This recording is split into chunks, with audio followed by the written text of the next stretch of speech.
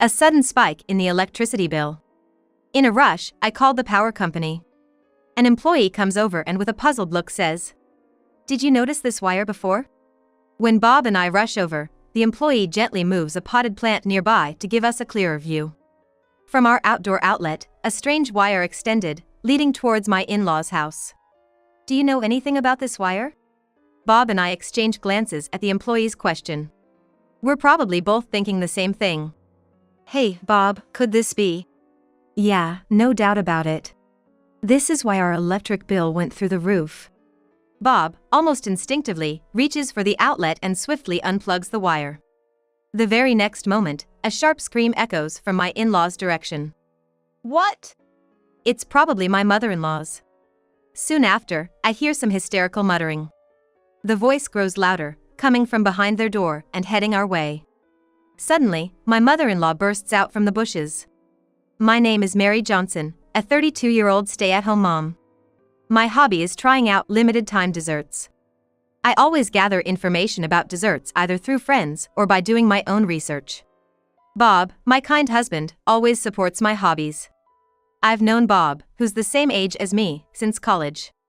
From the time we met up until now, I've always adored his consistent kindness.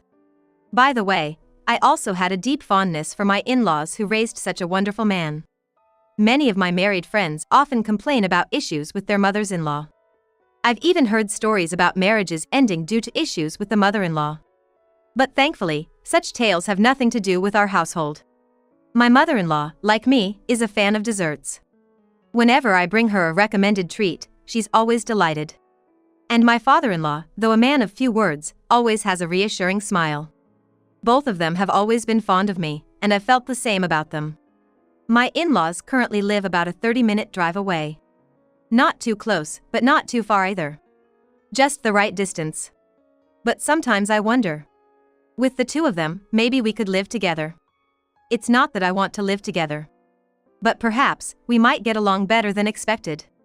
I adored them enough to even entertain such thoughts. However, I'd come to realize that life isn't always that sweet. One day, I was thrown off by the news I got from Bob.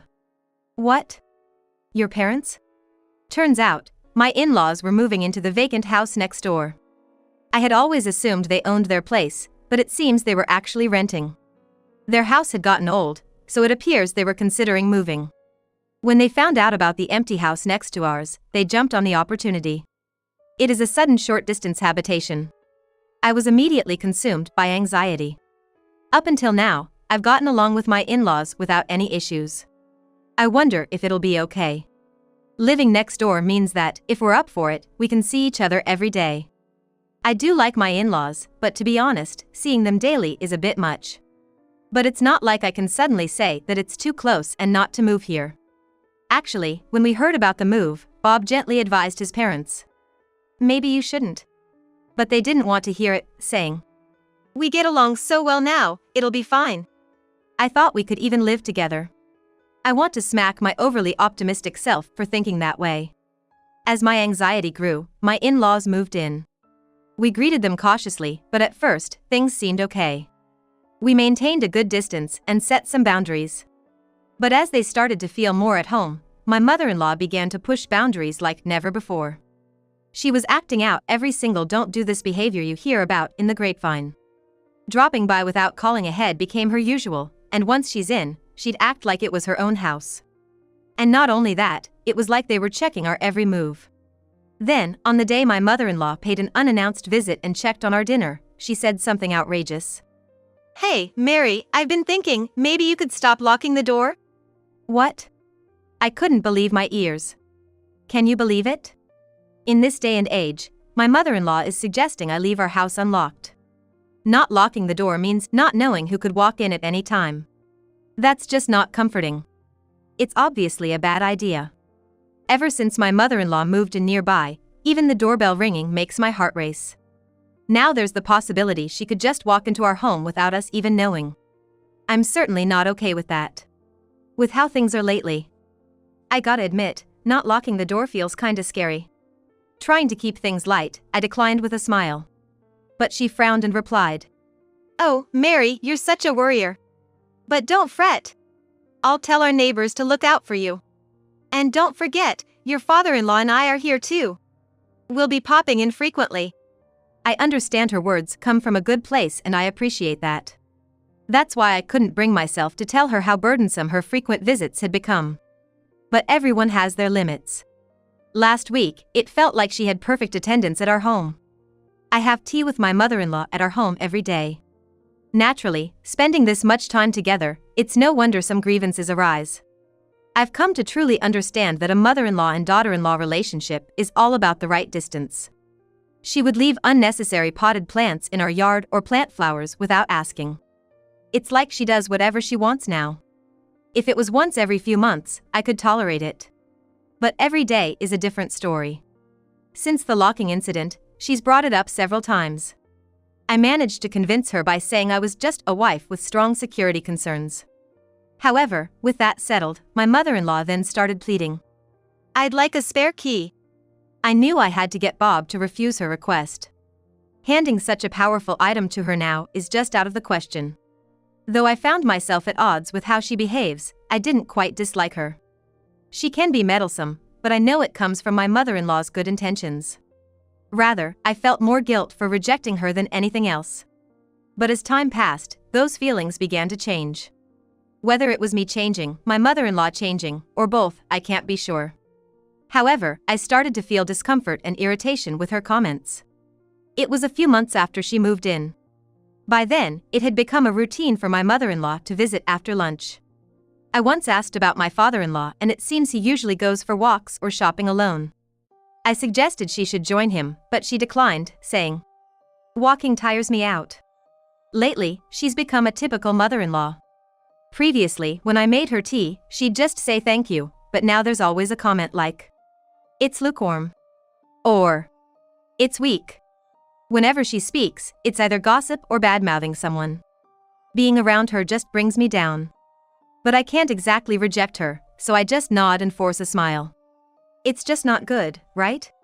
The grass keeps growing and they never cut it. I've even thought about mowing it myself.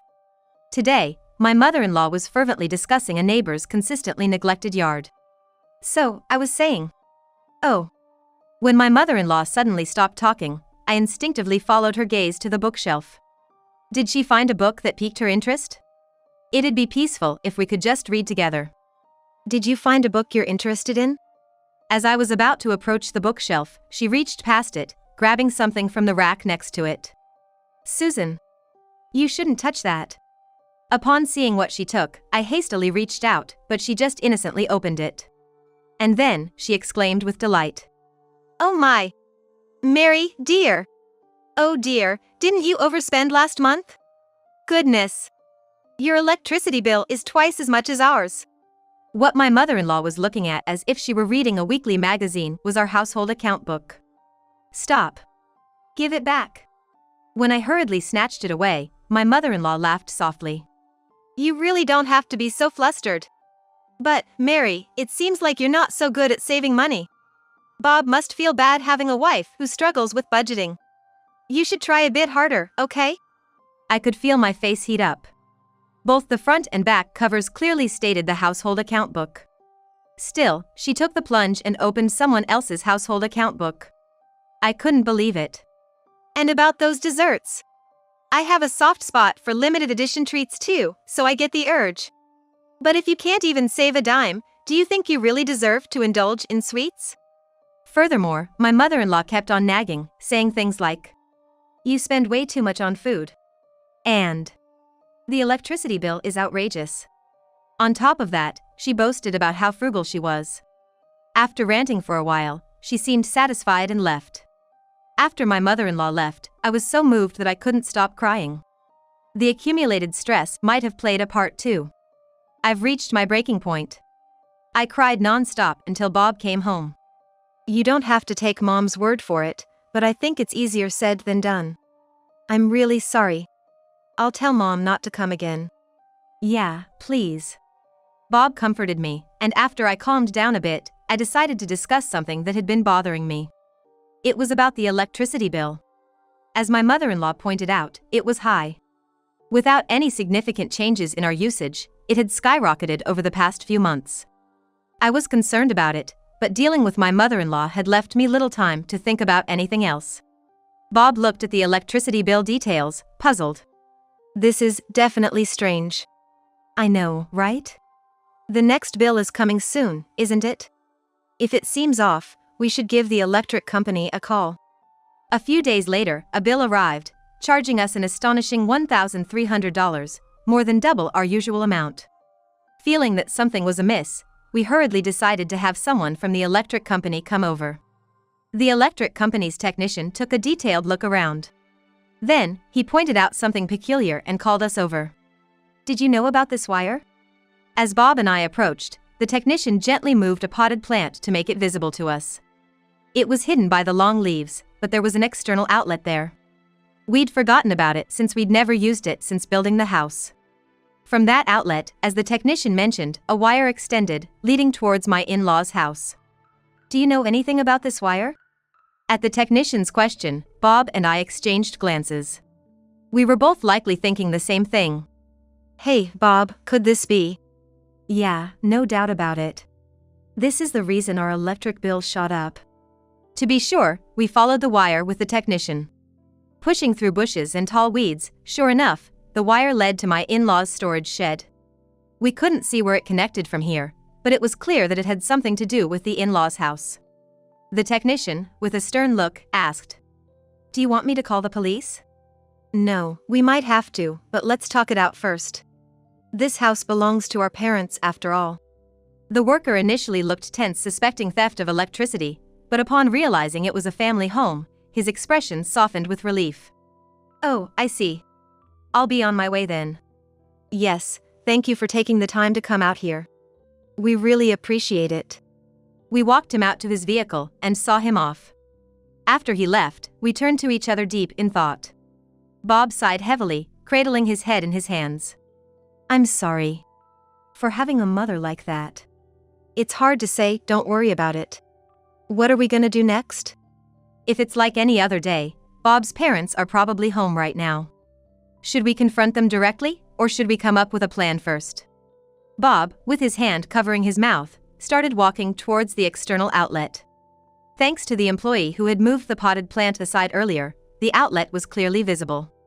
Come to think of it, perhaps his mother purposefully placed the potted plant here to hide this outlet. Though I hate to suspect, I couldn't think of any other reason. I wonder what this is connected to. Suddenly, Bob reached out and swiftly unplugged the wire. Wait, is it okay to unplug that? I just unplugged it. Thinking of them calmly stealing our electricity all this time makes me so angry. Anyway, we have the employee as a witness. I won't let them make any lame excuses. If need be, we have that as well. That's true. I nodded in agreement, when suddenly... What? A high-pitched scream rang out from Bob's parents' house. Probably my mother-in-law's. Moments later, hysterical muttering was heard. The voices came out of their door and started heading in our direction. And then, with great momentum, mother-in-law burst out from behind the hedge. What? She must not have expected anyone to be there. When mother-in-law saw us, she let out a deeply surprised voice. No! I'm surprised! You guys! What are you doing in a place like that? She snapped at us, so I puffed up my chest and responded. Susan, do you have some business in our yard? You seemed pretty flustered, didn't you? Well, that's... She looked away, visibly uncomfortable. Beyond her, Bob was holding on to the removed wire firmly.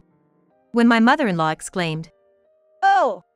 she tried to snatch it from Bob's hand. Bob twisted away, hiding the wire behind his back. Hey! What are you doing? No, that's what I should be asking you. Bob thrust the wire in front of her face and said in a deep, serious voice.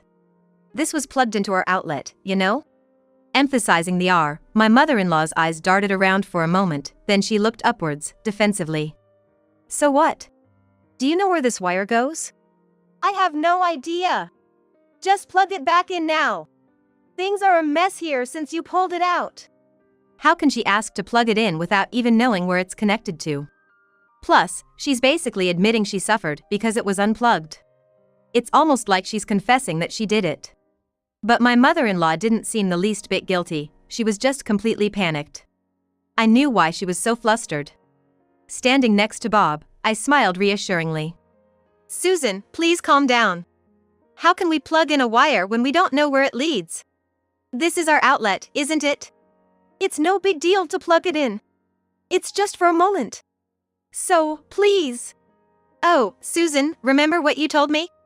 Not to waste even a bit of electricity.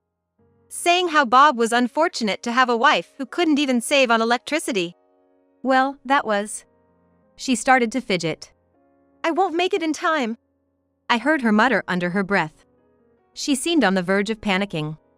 "What time is it now?" "Well, it's 9:57. "Oh no! I'm done for." After that exclamation, the mother-in-law, stumbling all the way, hurriedly left. Bob was puzzled by his mother-in-law's strange behavior, and I knew the reason behind it. I whispered to Bob. "Huh? Is that what you mean? So, if we keep hanging around like this, she'll show up again?" "That's right." Bob tossed the wire aside, and we headed back inside the house. A short while later. After a while, I heard a rattling sound at the front door, followed by the doorbell ringing. "This is my mother-in-law." I unlocked the door and opened it. "Hello, Susan. Continuing from what I said earlier. Enough of your chatter. Move over." As soon as the door opened, my mother-in-law pushed me aside and entered. She was visibly upset. Her footsteps thundered like a monster's as she made her way to the living room and then heavily flopped onto the sofa. Bob, who was in the living room, furrowed his brows with a puzzled expression and was about to speak, but my mother-in-law was a tad quicker. "Oh, I'm parched. Hey! Is the tea not ready yet? You're so slow. Act before being told. That's basic etiquette, right?" Yes. "And another thing. Why do you always lock the door? Everyone in the neighborhood says I have a cold daughter-in-law. There's nothing worth stealing in this house anyway. It's just so pretentious, it's annoying." "What?" She continued to grumble. "Oh, this is hopeless. I can't stand it anymore." I grabbed the half-drunk plastic bottle nearby and slammed it down on the table in front of my mother-in-law. She sat there, her eyes wide and frozen in shock. Mary? Here you are, your water. And you said there's nothing worth stealing in this house, but sadly there are greedy and sneaky people out there. For example, people who steal electricity." I could see the panic on my mother-in-law's face. I sat right next to her. My mother-in-law didn't have the courage to look at me even though I was right next to her. She stared before her, her face pale. "Mary, what's wrong? You don't seem like yourself." "Really, Susan? Even I have my limits. Did you think I was a god or something?" I tried to lighten the mood with jokes, but she was as frightened as if she had seen a demon. My mother-in-law asked Bob for help, but he just shook his head. Next to her was her daughter-in-law, who turned demon, and a few feet away was Bob, who was unwilling to help her. Given the circumstances, my mother-in-law's next move was predictable. "I'm sorry. I remembered that I have something to do, so I'm going to go." "You're not going anywhere, are you?" I pushed my mother-in-law's shoulder hard as she tried to get up from the couch. Her back sank deep into the sofa. "Mary, I really need to." "You were the one who said you were thirsty, weren't you? You made such a fuss and now you say you can't drink water? That's pretty hypocritical, don't you think?" Tears filled her eyes as she reached for her bottle, but this time Bob stopped her. My mother-in-law seemed relieved for a moment, but she didn't want me to drink the leftover. "The real problem begins now. When did you start stealing our electricity? You often accuse me of stealing. That's a terrible thing to say. But the wire that's plugged into my outlet actually comes from your house, right?" My mother-in-law couldn't come up with a good excuse, and she opened and closed her mouth several times, wondering if she could somehow bluff her way out of the situation. To be honest, she has no way out of this situation. Is she stupid? All she has to do now is admit it and apologize. I thought so, but it seemed like fate had thrown my mother-in-law a lifeline. The doorbell rang, so when I went to see it, it was my father-in-law. "Is Susan here?" Apparently, my father-in-law had gone out for a bit of shopping. When he returned home, the front door was not locked and the TV was still on, but his wife was nowhere to be seen. He must have been worried. "David!" Seeing her lifeline, my mother-in-law ran to him, tears streaming down her face. My father-in-law seemed quite embarrassed by his wife's distraught appearance. That's when Bob stepped in and explained everything from the start.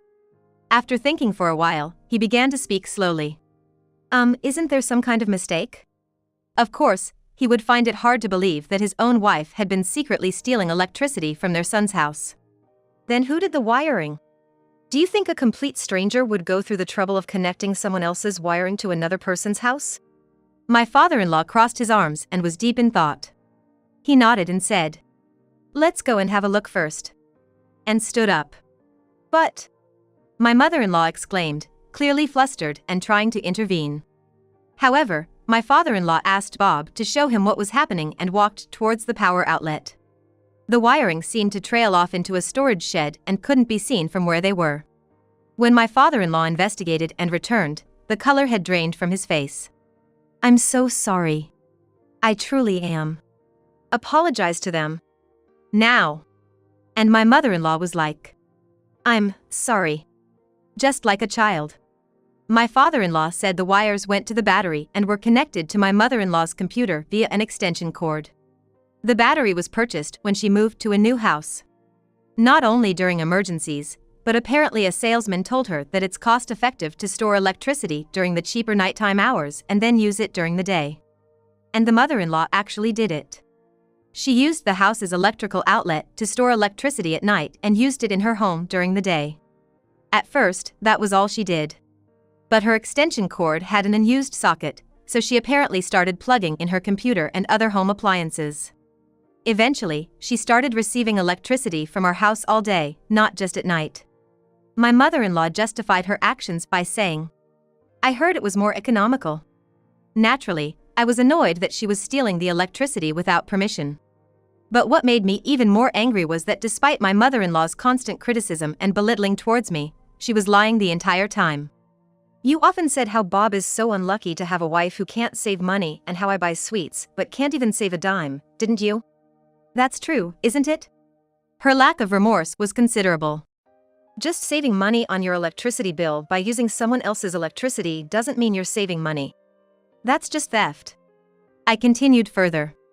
And just so you know, I won't let this slide just because we're family. If you don't sincerely apologize, we'll have no choice but to involve the police. My mother-in-law looked surprised for some reason. Did she think she could pull it off? "What a wife you are! Are you saying that you would betray me, your own family?" Don't twist things. We're a family and we just want to make sure things are right. When I took out my phone, she panicked and rushed towards me. Bob immediately stopped her. "Evidence! You have no evidence! With all this evidence, do we need more? If so, let us provide you with something more conclusive." I pointed towards the roof. My mother-in-law strained her eyes to see. Then, her face paled. Yes, our house had security cameras installed. By sheer coincidence, the area around the outlet was within the camera's range. My mother-in-law let out a soft "Ah," in distress. "Is this enough proof? Oh, one more thing." "Is there more?" "Today was the release date for the limited edition dessert, so you were in a really big hurry, right?" "No way." I flashed her a cheeky smile. "Yes. I had a friend buy it for me, so I was able to secure it safely. If you hadn't been so obsessed with siphoning electricity, you might have been able to buy it online. What a shame." My mother-in-law fell to the ground, trembling and helpless. After talking with Bob, we decided not to report my mother-in-law to the police. She admitted her wrongdoing, and we had evidence, but it was more troublesome than anything. And since she was our family, there was a chance that it would be ignored. Instead, we decided to have my in-laws pay for the electricity used and additional compensation for the inconvenience. Living in close quarters meant things were bound to get awkward, but that determination was necessary for my peace of mind. My in-laws seemed to feel the tension as our interactions decreased. One day, we received some happy news. They were returning to their old house. Apparently, rumors of electricity theft were being spread, and rumors were being spread about my parents-in-law, especially my mother-in-law. She got quite upset and started crying, and she said she wanted to go back to her previous house. By the way, I thought that my mother-in-law had good relations with her neighbors, but it turns out that she did not. She was just being treated like a fragile object. After paying us and the moving expenses, my in-laws were left lamenting that they were out of money. However, we're absolutely not gonna help them out. I hope they cut back on their beloved sweets and manage on their own. On the other hand, now that my mother-in-law is gone, I've been living life to the fullest every single day. Our electric bill has significantly reduced, and I'm currently debating which dessert to treat myself to next.